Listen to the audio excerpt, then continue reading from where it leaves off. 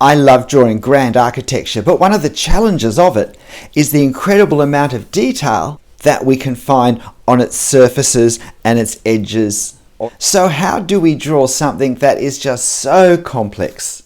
There is a regularity, a formality, a symmetry, a perspective about it that can make it a more exacting challenge than our flowers or leaves. So let me explain how I go about sorting out how I draw the detail in a scene such as this. But rather than Palais Garnier, I want to look at a scene in the corner of one of the rooms of the Musée du Louvre.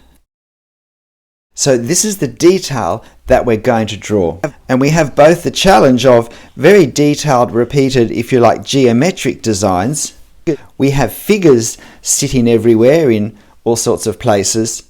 And we have more organic shapes as well. How do we draw the effect, if you like, of this rather than the exactness?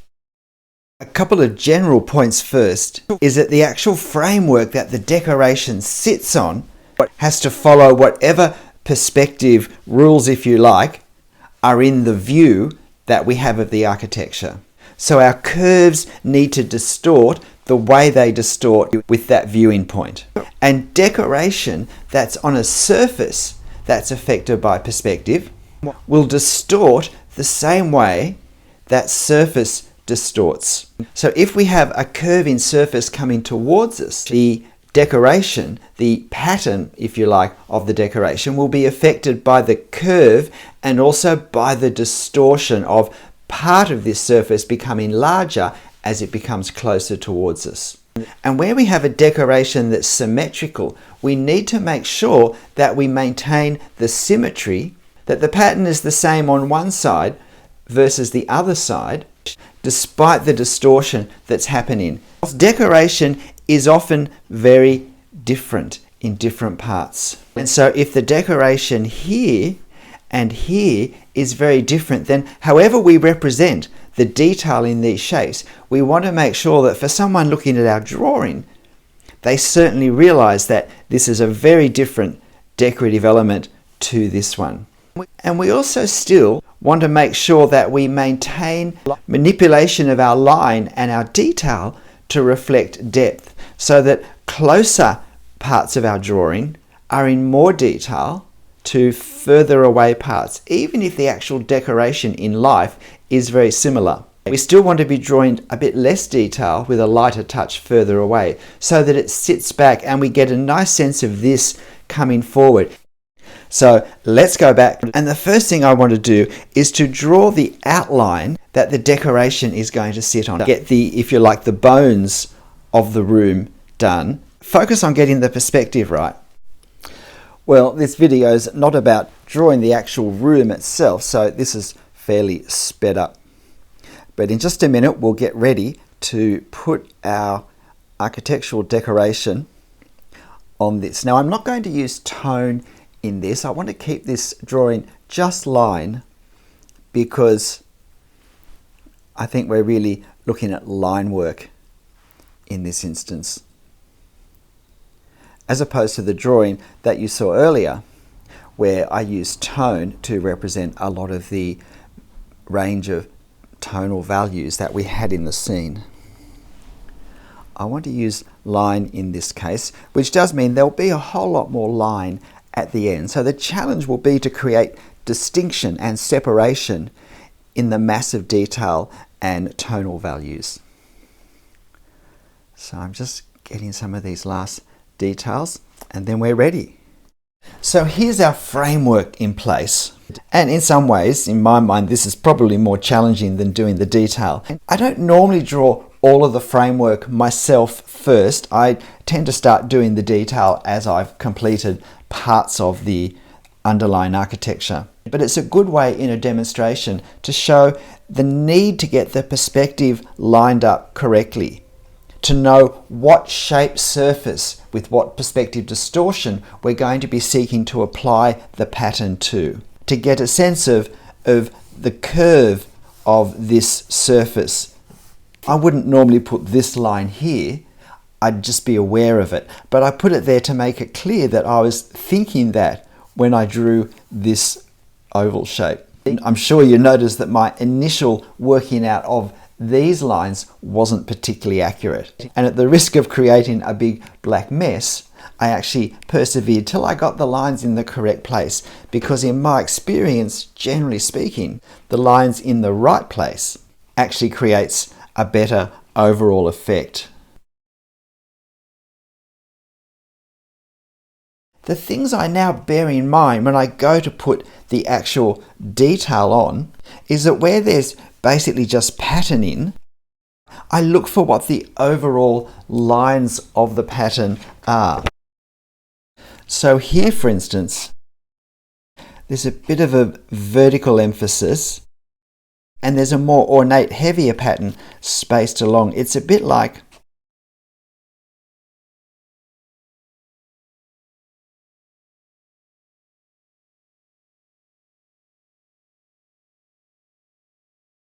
something more like this, as opposed to something such as the band at the top, where there's something kind of regular happening in this sort of way. And there's also, and sometimes we can use shadow just to indicate something if we're aware of the light source. So I'm trying to look at where the pattern of lines are. With something such as down here, again, I'm asking at a glance, what's the effect? And there are two main things. There's these bars, if you like, that go across, but they're really made of a couple of things such as that. And then there's sort of a shape that again, at a glance, looks a bit like this. A bit like one of those, what were they, Pac-Man things that used to munch on those early games. And so I'm thinking I'm going to do this with a pattern something such as this. And of course, this is a larger scale than what I'm going to be drawing here. I'm using a 0.2 millimeter pen. When I get something such as this scroll work, this acanthus organic sort of based, the main things I notice is that here in the corner there is some sort of rounded bud thing, and then it drops down here and there's a few more, and it's a swirling rhythmic pattern of shapes. There is something almost like a collar over there.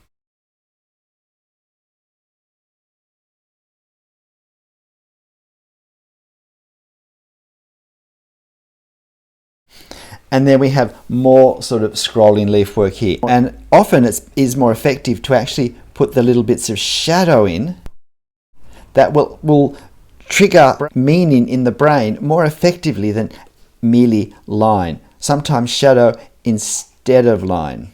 The other thing we also want to do is to try and capture some of the multiplicity of horizontal and vertical lines where we have edges such as this in our moulding. I mean, physically there's not going to probably be room on the paper with the thickness of our pen in the space we have to draw the object to do every single line. But try and avoid a single line unless there really is a single line. Particularly for shorter lines, drawing them quickly close together can produce this effect of edges and depth lines, even though the depth doesn't go back very far. And then when we have details such as this here,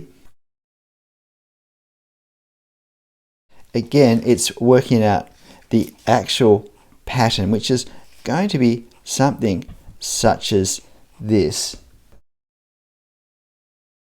But just to be aware of how this is distorted as the surface it's on changes. And here we're looking pretty much straight onto this surface, but it actually straddles an edge that becomes more apparent as it curves around until here we're actually looking at this moulding side on, not straight on. And so we're only seeing, if you like, half, not all of it. So these are the things we need to observe if we're going to draw the detail to both reveal but also to accentuate the three-dimensionality of the surfaces. So when we do decoration, we always have to be aware of what is the surface doing. And it's more important that we capture the distortions of the changing surface than trying to keep drawing all of the detail. We're trying to capture the effect, remember, not the detail. And the smaller scale we're drawing the detail, the more important it is to capture the effect. So let's put some of the detail onto here. Pretty much the first thing I do is just adjust the angle of that panel in the bottom right hand section. Of course, I did it very quick at this speed, but I noticed the perspective wasn't quite right. Notice that when I did this first bit of decoration, I actually located where I wanted it to end to help me space the various elements in the best proportion for the length that I had to do it in. I find that's a lot more accurate for me. Sometimes I will do the bottom point, I'll do the center point, and then I'll work the actual length of the pattern of the decorative work in between those various points I've marked out. So I'm continuing that much the same way here. I'm doing the edging here that we looked at in the planning stage. I decide to put some hatching in to get the local color of this band in the roof, just to help me stay fixed what lines in the reference on the drawing. Sometimes when there's lots of parallel lines, it can get difficult to work out which ones are which. And so that's just a great little way to do it. So now I do inside this alcove for the window, and I do this hatching here to indicate that it goes back. So I'm hatching in the direction of the form, the underlying form I want to emphasize. And now I decide to put some of the decorative carvings on the framing of the curtaining and the window.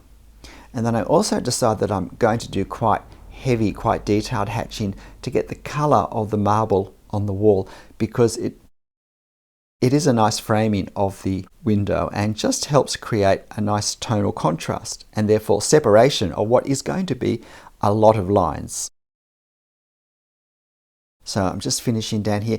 Be aware too that on the right hand side of the framing, it's closer to us than the left hand side.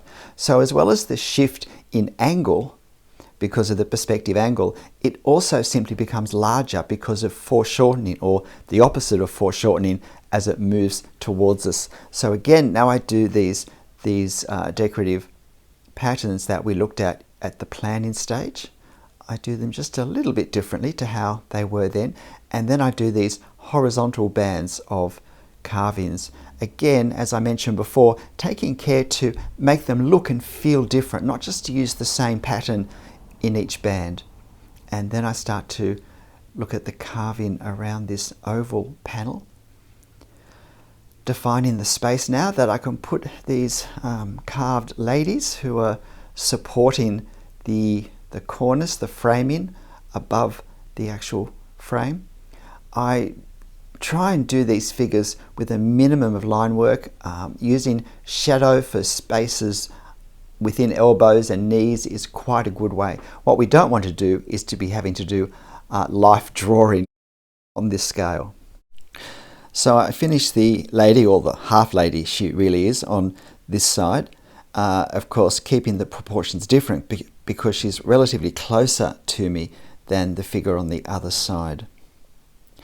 And just try and do some suggestive lines for the swagging of plant matter. I think fruits, there's a lot of swags of fruits, I think, to suggest abundance in this room, which I think is actually the corner of the dining room, which would explain the food motifs that appear everywhere. And now I'm doing the actual painting inside the frame. Again, the important thing is not to be caught out trying to draw what's in the painting.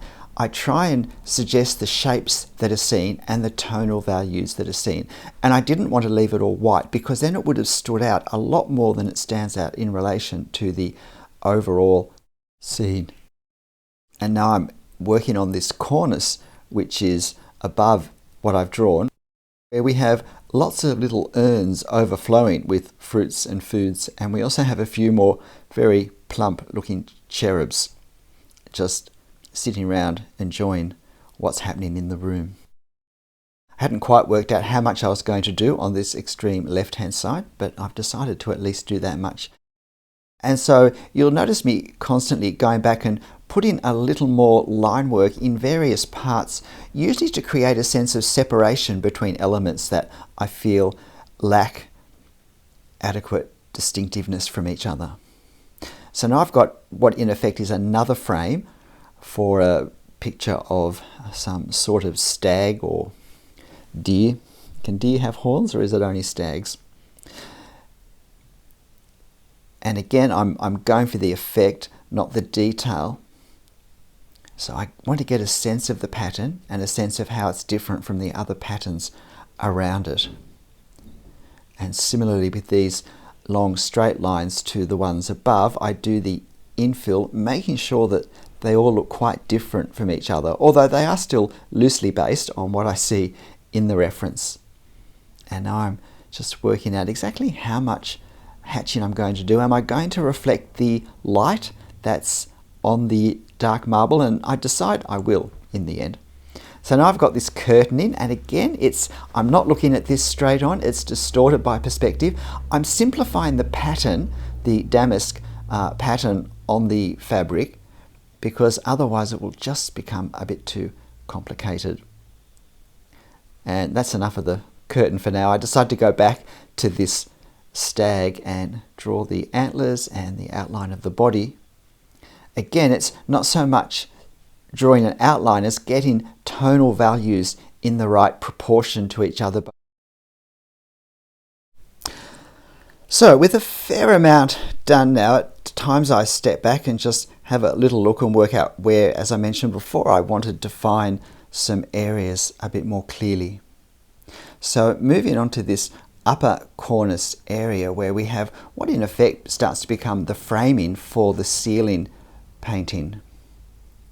And there is another crown type garland centered over our oval picture on the cornice, and there's also some decorative feature above the corner. And then between these there are draped fabrics that are sitting behind a mass of very small urns that are all piled up and overflowing with fruits as far as I can work out from this distance at this angle. And then in the corners we have little cherubs sitting, 2 on each side of the corner. As I mentioned before, I suspect they were there to chuckle at the guests as they ate their dinner. Again, with these little cherubs, I don't try and draw figures, I draw the heads, and then I position the arms and the legs, and then the body just fits around them. I find that a much more accurate way to do it. I do have some videos on drawing figures in this way and drawing sculptures, life sculptures for architectural subjects that look at that technique in detail. So I'm finishing the curtaining now, trying to work out how dark to make them. They are a bit darker lower down where they gather more, and also trying to work out how much pattern to put on them. There are 2 candelabra down here, and I wasn't going to include them. And then I thought, well, they'll provide a nice little point of interest in front of the window and just connect one side of the window to the other. There's some more decoration on this banding around a doorway on the extreme left. I decided not to do the entire doorway in detail, but I will just do a little bit more than what I'd done. And of course we're not going to the floor with this scene, but we're going most of the way to the floor. And then I think I need to suggest the painting on the ceiling, which is mostly just clouds with a few ducks, I think, flying around. So I suggest those, and then do a little bit of hatching for the clouds as well. So a little more work on the door, and we're done. G'day, I'm Stephen Travers. I hope you found this interesting and more than that, helpful, particularly when you go to draw ornate architecture yourself. But whatever you're drawing and however you're drawing it, make sure you have fun. I'll see you next time. Bye.